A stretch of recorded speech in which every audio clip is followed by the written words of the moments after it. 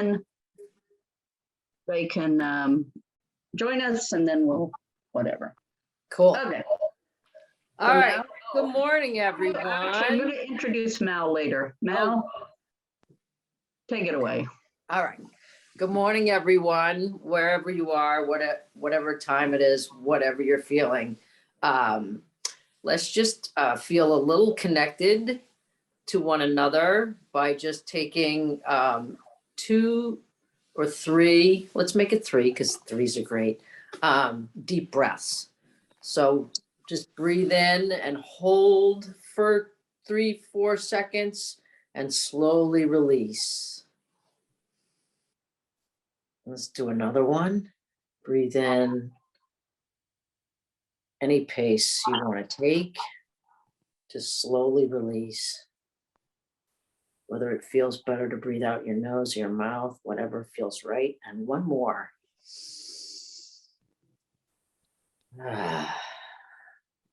Just feel yourself on the ground. Yeah. All right. So we're going to play a little game that celebrates nature and all the components of nature.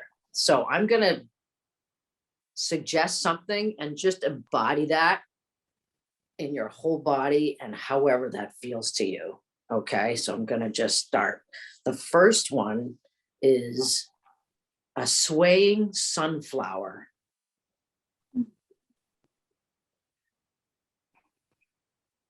And feel free if you want to unmute during this exercise. So, because there's going to be a few that are a little noisier than others, possibly.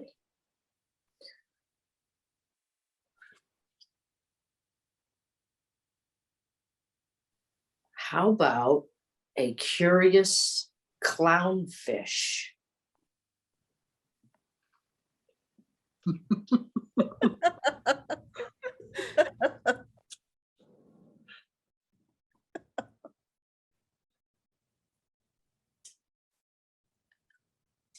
A howling gray wolf.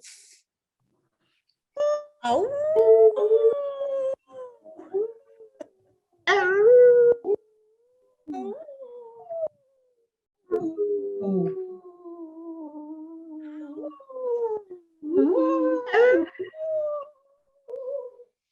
An alert barred owl.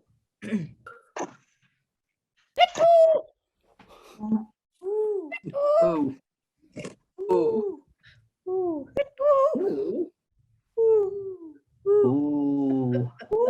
Ooh.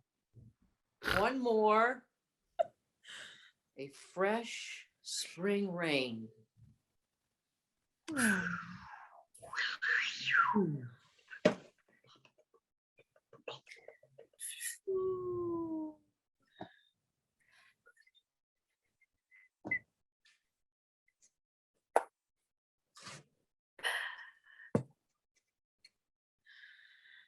Wow. All right. Thanks, everyone. Thank you. All right. Do some more. All right. Welcome, everybody. Welcome.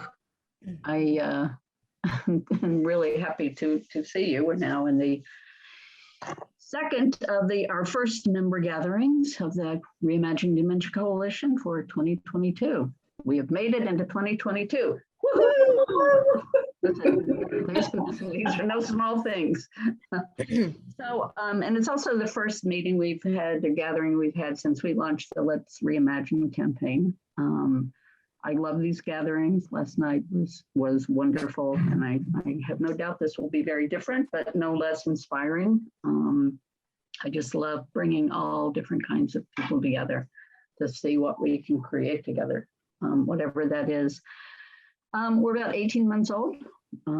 We continue to grow. We now have over 670 members from about 29 countries, including our newest country, which is Malaysia. In fact, we had a number of colleagues from Malaysia on our the call last night. It was wonderful. In fact, what's especially inspiring is that they are the first country, first community, first grouping of people who have taken the Let's Reimagine video, which hopefully you have all seen. and made it their own. They're translating it and they're going to be creating their own Let's Reimagine video, hopefully by sometime next month. So we will obviously share it, but it's something we urge everyone to think about, or urge others to think about, that everything that we need to create the video is on the website, lyrics, the music, etc. And, overall, the response to this has just been wonderful.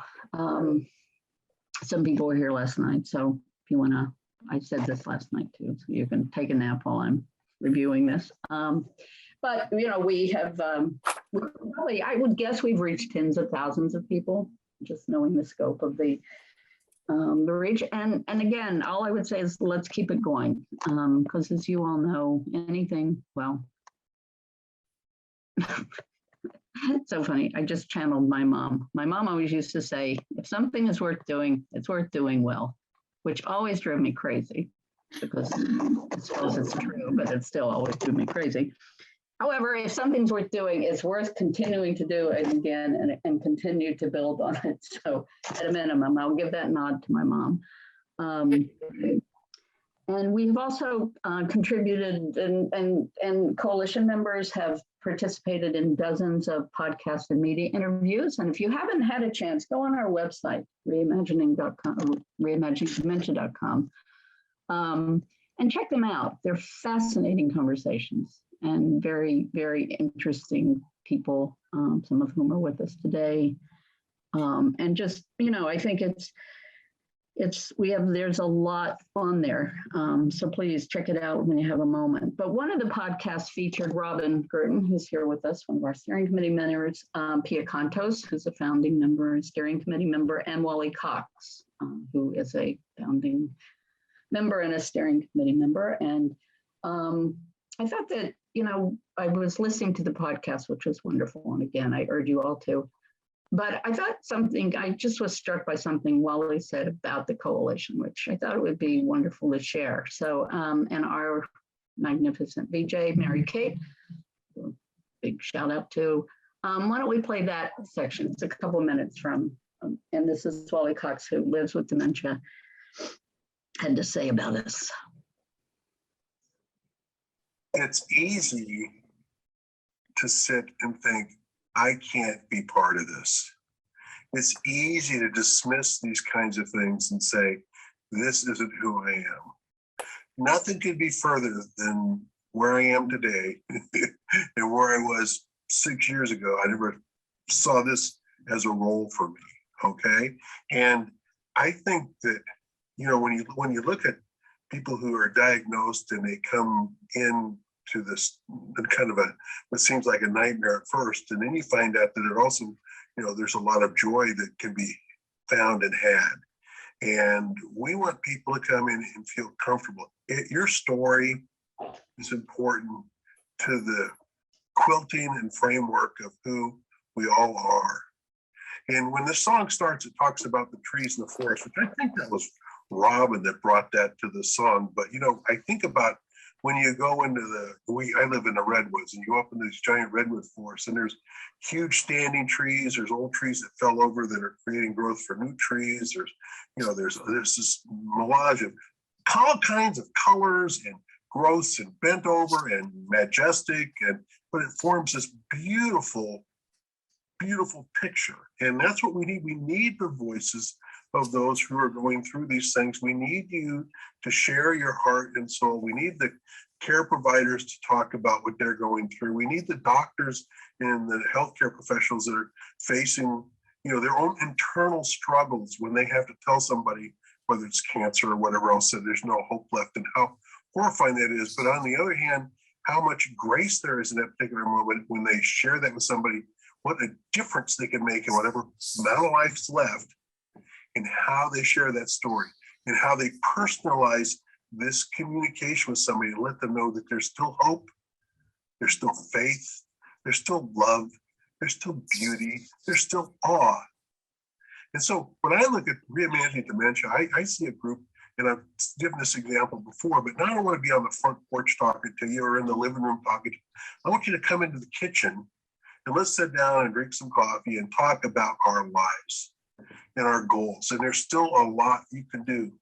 There's still a lot you can do no matter where you are. And I know there's a lot of despair in people's hearts, but there's still hope out there. And if you come to a group that's positive and has good energy, which this group has, and a lot of laughter and a lot of caring, I think you're going to find a place you can call home.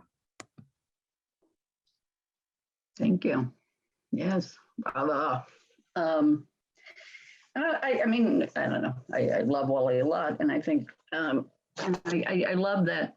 You know, I mean, home can mean a lot of things to people. We all obviously have very different relationships to it, but I think of the coalition and the home that we are creating for people who have. Then I think one of the things I've been thinking about is that, in some sense, and one of the things we'll be talking about today is our dreams and visions and hopes for, you know, how we move forward. But I would like us to be as big and as bold and as visible as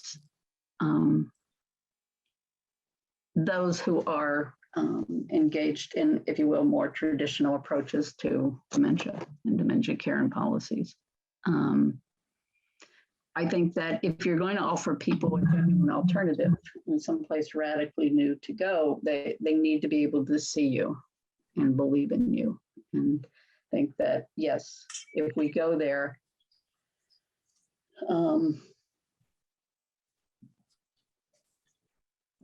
it will, you know, something will happen. We can be a part of something. We can be a part of something important.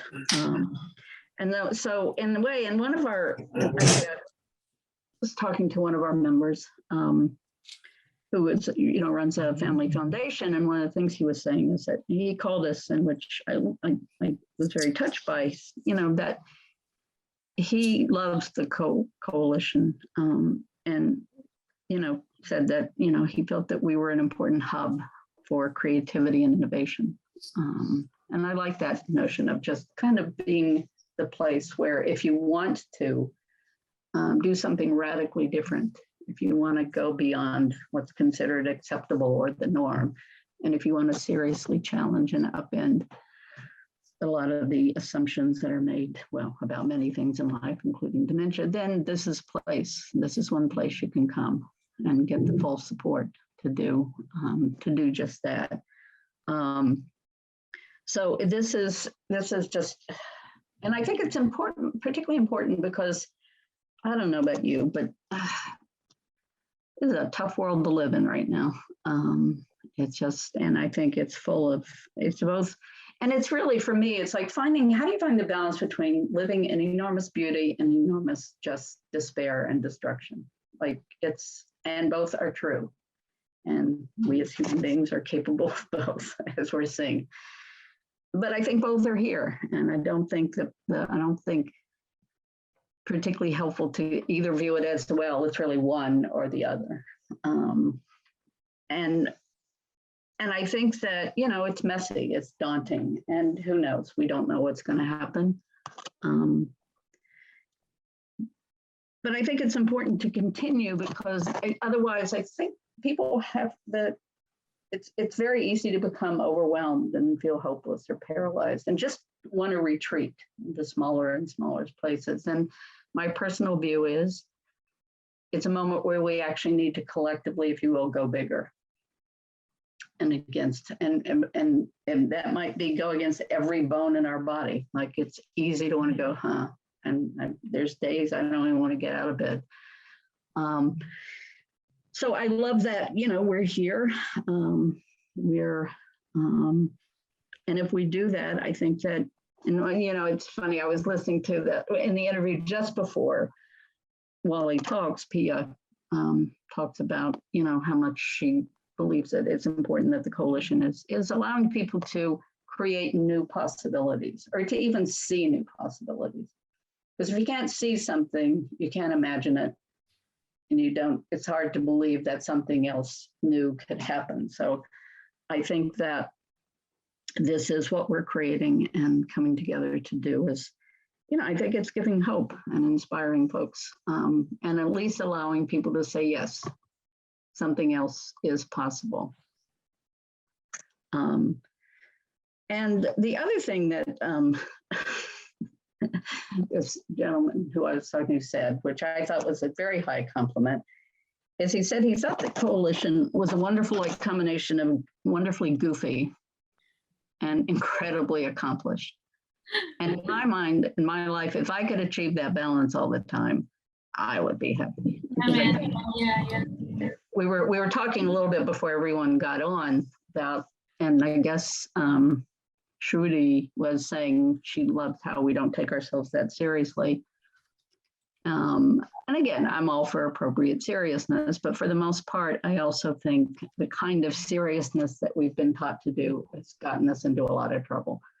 So I think it is critical that we learn how to more playfully engage with each other and all that's going on in the world. So in that spirit, I thought that this is, now I'm going to introduce the person who opened this up, and maybe we can just do something goofy now, because now I'm going to ask you to do the second thing. This is Mao Momi, and she is an extraordinarily talented theater artist, activist, writer, and a professional healthcare clown. She is from Boston. And I actually just read, and Mao, if you happen to have it at some point, share the, or you can send it to me again and I'll share it. But I just read a wonderful article about both generally speaking about healthcare clowning and the impact that they're having, but some of the organizations that Mao is involved with, which like the Laughter League, which I love. So, get to know her work. It's both beautiful and impactful. So anyway, Mao, maybe you can, by way of transition, and then we're going to go to small groups, but let's not take ourselves too seriously. Yeah. If folks want to put in the chat, so the first part of the exercise we just did, if people want to put in the chat ideas of what we could embody, that would be really fun, so that we're all contributing to, because I don't want it to just be my ideas, because I have several more, but if people want to just pop in the chat, anything that comes to mind, don't think, turn off that critical brain, but just pop in something. Oh, look at that. Already. All right. So we're going to continue the same game, and somebody just put in a beautiful idea, which is a host of golden daffodils. So again, take a deep breath and go into daffodil land. Ooh. Look at all these ideas. If you have your chat on, it's beautiful. Oh, a hungry Canada goose.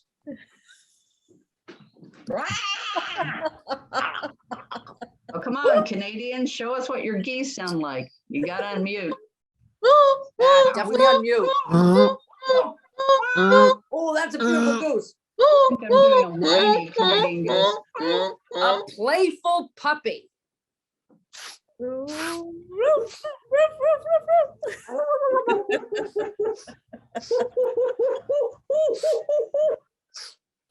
Ooh, this next one's really cool. A tree doctor.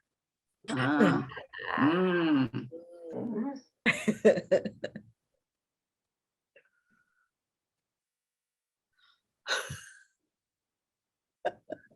We've got an actual pup to inhabit. Lollipop. Oh, A gifted adopted pup. lollipop.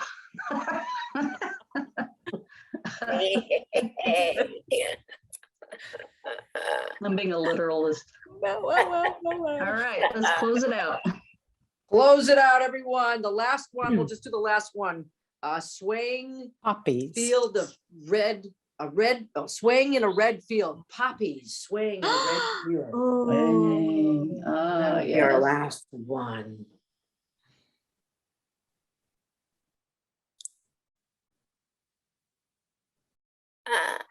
Everyone, that was beautiful. Thanks for putting in your ideas. That makes it awesome. All right, so now we're going to go into small groups. I think we'll just do two. Okay, and pick the next, oh, I don't know, 20 minutes, 22, 23 minutes or so. And I realized, let's continue kind of the theme and the spirit of this, which is, I'm thinking, I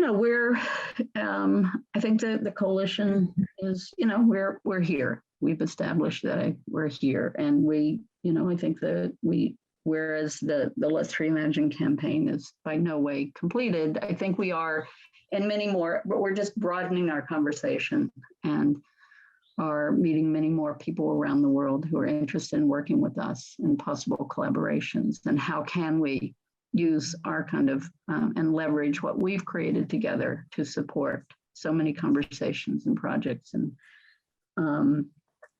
as we continue to be in the transformation business.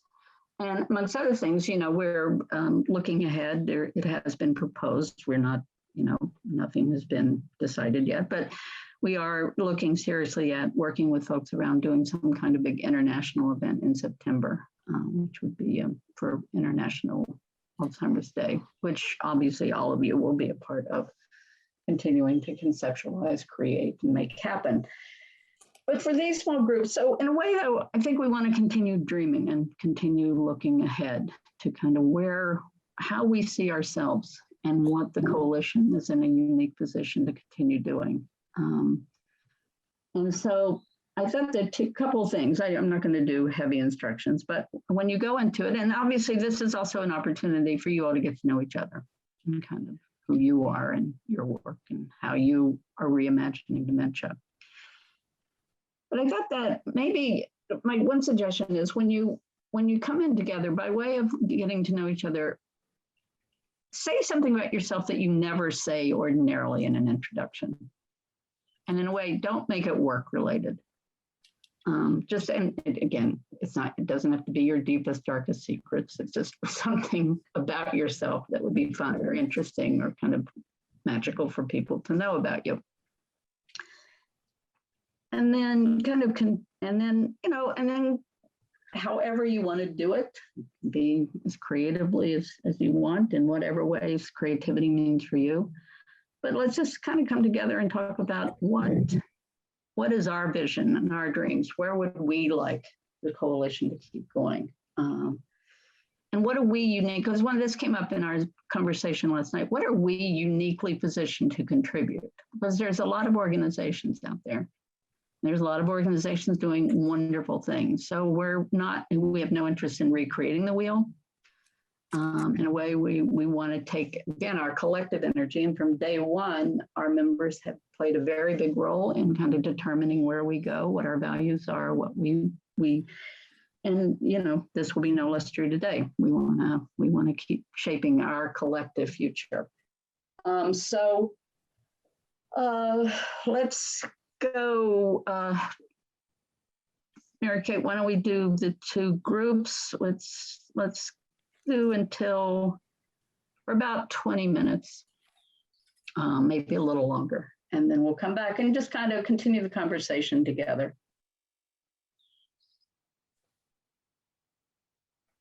Peter, by the way, is a founding member. So what did you discover? What did you share? What are our dreams and why the hats? Come on. We spent so long talking about unusual things about ourselves that we had precisely 55 seconds left to talk about our visions. But over the course of our quirkiness, various members of us adopted certain hats, and we thought maybe moving forward, this celebrating the fact that people living with dementia can become different people and can reinvent themselves. You can wear many different hats, the possibilities of the hat. So hats off to dementia. Ooh.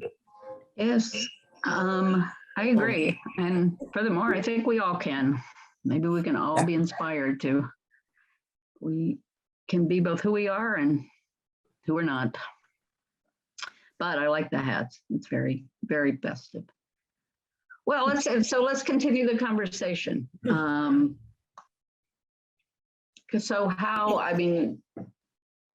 if you didn't quote get to it, kind of, how are you all thinking, feeling, imagining our work together going forward. And did you find out anything fun about each other and what you're doing? And let's just open it up.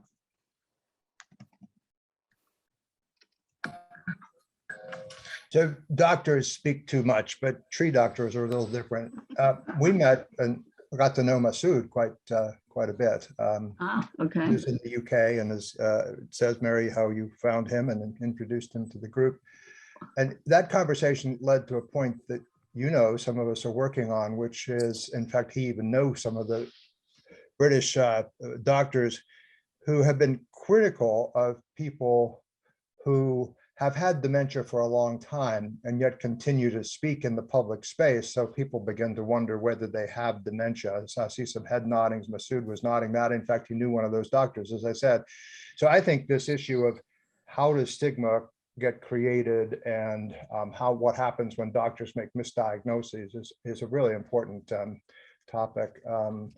And the other thing I was going to say is, as a geriatric neurologist, I think you guys, and I've said this before to you and Pia, Mary, we got to get more active at challenging the medical establishment. Right now, CMS, that's in the United States, that pays for the Medicare budget, is trying to decide, or being challenged by a multi-million-dollar campaign led by industry and lay groups to get us to essentially pay for medicine that hasn't been demonstrated adequately to work, and that we think that money could be better spent elsewhere. So I've said this on these calls before, but I wrote the 2 points. One is we have to address the stigma issue, and the other is we have to address the power of the medical establishment. That's, for me, where we have to take our activism. And Masood was the first person in our group to use the word activist.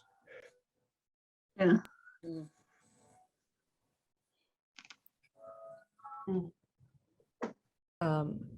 Mary, this is Shruti. I was with group 2, and just like Peter was saying, what really struck me is talking about this idea that our imagination is captured, and what dementia is, or how someone with dementia, what rights they have or don't have, is determined for the most part by the medical establishment. And one of the roles that we can play, which is literally in our name, reimagining dementia, is to not put those limits. Like something that Masood said really struck me, that he used to be a writer and this and that previously, and after the diagnosis, he no longer thinks of him like that.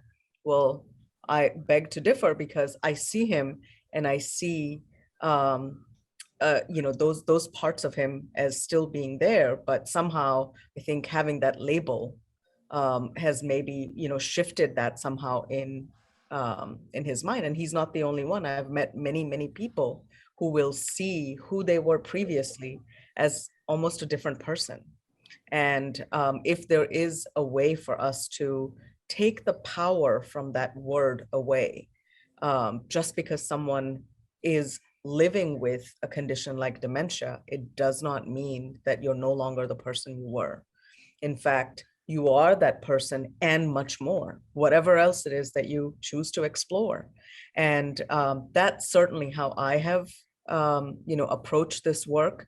And I'll often try and work with families to kind of integrate, talk about who the person was before the condition, and what are those elements of their personality that we still see today, and keep that, as a whole, and not allow this word dementia to split us into who we were and who we are, because we're still very much the same people. And I think somehow there's a bit of cognitive dissonance in a way that's happening, where this label is making us think differently, and people around us are treating us differently. So it's almost like we're being pathologized into something less than who we used to be. But in fact, we can choose to remain as we are and become more. So I think that's where we can do something about it by. Kind of interesting. Masood, you said you wanted to speak. Yes, please. Thank you. Yeah, I agree quite a bit with yourself. You see there is a stigma attached to it, obviously. Nobody wants to admit that they've got a condition that is not curable. So it's difficult to accept that to start off with. And then the knowledge of the disease itself is important, because I didn't have any knowledge of it. And I only knew the worst possible scenario. And of course, I am already recovering from something else, which was a big issue. And by the way, for the benefit of the others, I had major heart surgery. And I did not, I wasn't scared of that, having the surgery, because I had seen people that have recovered and they're living their life to the fullest. So that wasn't an issue. But when I was told about my dementia, I was scared. I was frightened. Sure. Because two reasons. One is that I didn't know enough about the condition. And then I only knew the worst possible scenario and I didn't want to be there. So consequently, I gave up work because I didn't think that I'd be able to be fair to my clients. But the reason why I was saying that I think I've lost some of the things, some of the skills that I have is, I don't think it's the disease that's done it. I think it's the thought of a disease that's not curable has had this effect on me. Now, if I had known about dementia, what I know today, had I known that in 2010, when I was diagnosed, I would not have stopped work. I would have carried on writing. I would have carried on doing the things I enjoyed, which I still do. But at the back of your mind, you've got this thing. Diagnosis is a death sentence. I've had many people say that, because that's what it is, because you don't know what's going to happen from day to day. And I have been quite passionate about it, and I've done quite a lot of work in this. But I basically still think that the professionals need to listen to us, need to take notice of us, and we need some sort of platform where we can voice our opinion. And these organizations, Yeah, no, I agree. provide that, and I think we'll get somewhere. Yeah. If I Mary could, Kate? yeah, I just wanted to chime in here briefly.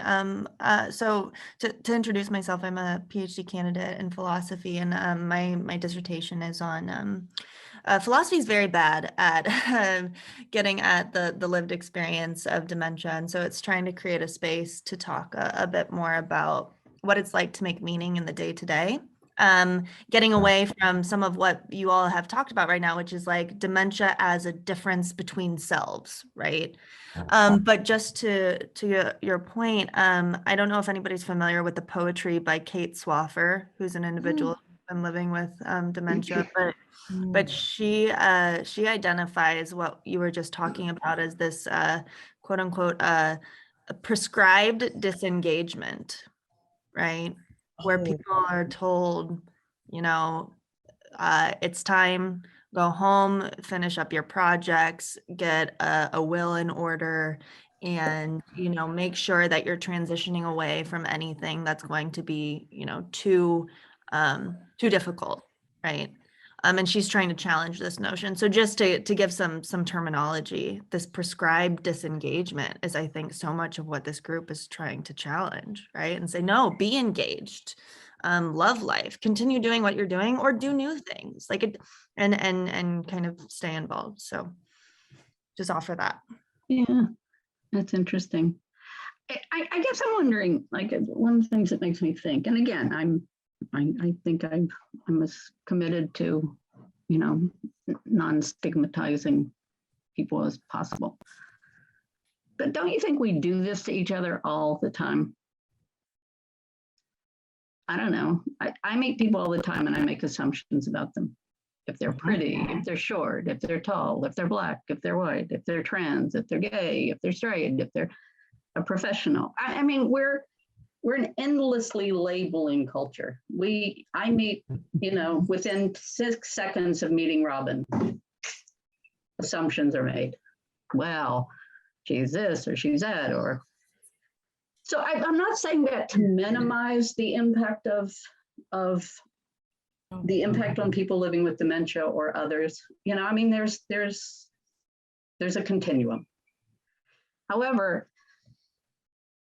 might we want to engage in and raise the possibility of, could we create, like, what would it mean to create a world in which labeling and diagnosis was not nearly as dominant in just the whole of life? Because presumably, if that were true, then we wouldn't any more label or stigmatize people living with dementia than we would others.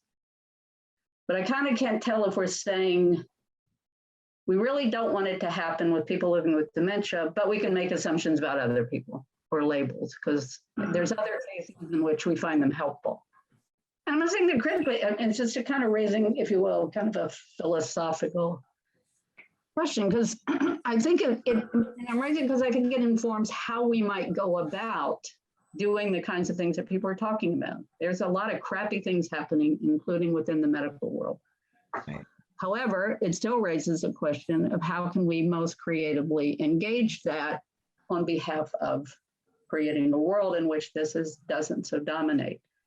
So I'm just throwing that out. Mike, you want to? Thank you, Mary. I think for a lot of us who have a diagnosis, and I'll take my hat off temporarily here, who have a dementia diagnosis, it comes down to credibility. Because when we tell somebody, you know, hey, I'm still capable of doing this, or I can still do these things. I mean, when I was first diagnosed, I was told I'd be in a nursing home within 3 to 5 years. Well, this July will be 9 years. I'm still living at home. I gave up driving right away. Well, guess what? Last year I went out and I got my driver's license back and I'm driving again. So I think we need to be dementia mythbusters and start showing people by example that we are still capable. We can still do things, but we can also be part of meaningful society. Stop keeping us in these four walls and get us back out into society and community and contributing in a meaningful way. But again, I think it does come down to credibility, sadly, because of the majority of the medical establishment just automatically assumes that you have this disease, here's where you're going to be in a certain time frame, when they're just throwing mud on the wall and, you know, based on what they read or what they heard, and not understanding that it's different from person to person. And I do want to give a shout out, because there are other great organizations out there like our coalition here, but, you know, like Dementia Action Alliance, who are out there really working hard to change those types of myths. Unfortunately, we are now over. So actually, if it's okay, I'm gonna ask Lauren Lynn to speak and close us out, just because Debbie, I'm gauging this that you had an opportunity last night, so I'm not really trying to ignore you, but it's just in the interest. I'd like anyone new who wants to speak. I'm a Lauren, newcomer. Can you hear me? I've been having trouble with the sound. we can hear you. Okay, good. So yes, I'm a newcomer.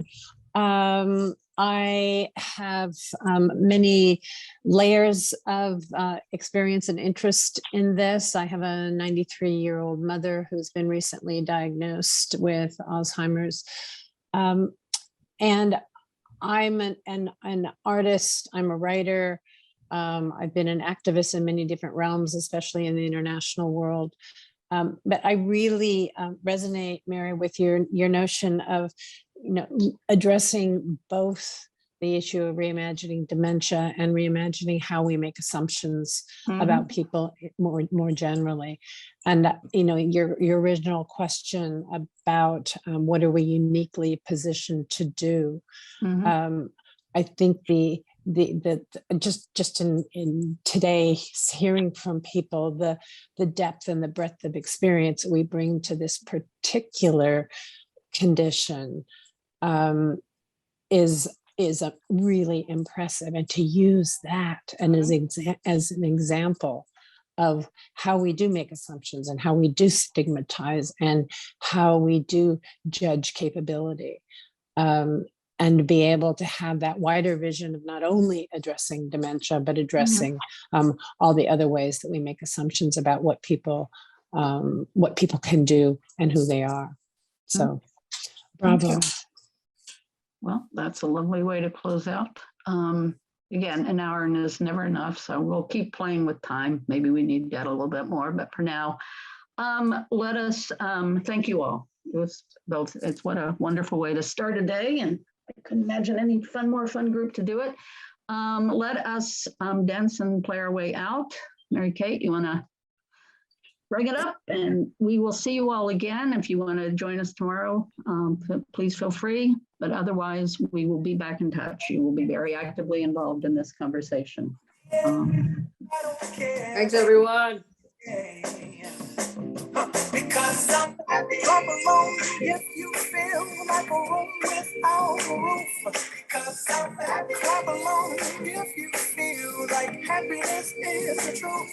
Because I'm happy, clap along if you know what happiness is to you. Because I'm happy, clap along if you feel like that's what you want to do. All right, keep dancing through your day.